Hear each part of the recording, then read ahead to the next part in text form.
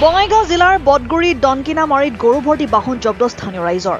AS07AC3541 নম্বৰৰ এখন টাটা মোবাইলেৰে নটাকৈ গৌধন সৰবৰাহ কৰি থকা অৱস্থাত ৰাইজে গাড়ীখন জব্দ কৰে। গৰুকেইটাৰ ৰচিদৰ খেলিমেলিৰ অভিযোগ স্থানীয় ৰাইজৰ। ঘটনাস্থলীত বৰঘোলা আৰক্ষী চকীৰ আৰক্ষী উপস্থিত হৈ বাহনসহ গৌধন নিজৰ জিম্মালৈ আনে যদিও পৰৱৰ্তী সময়ত বৰঘোলা আৰক্ষীয়ে জব্দকৃত বাহনসহ গৌধন মোকলাই দিয়ে।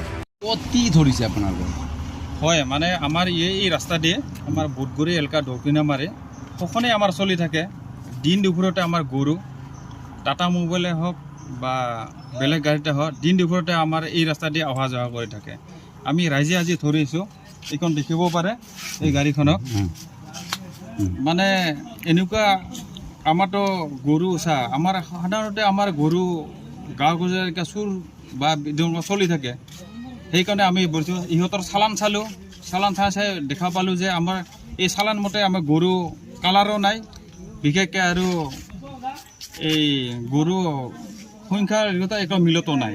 সেইকাৰণে আমি এই গৰুখন আটক কৰিছোঁ।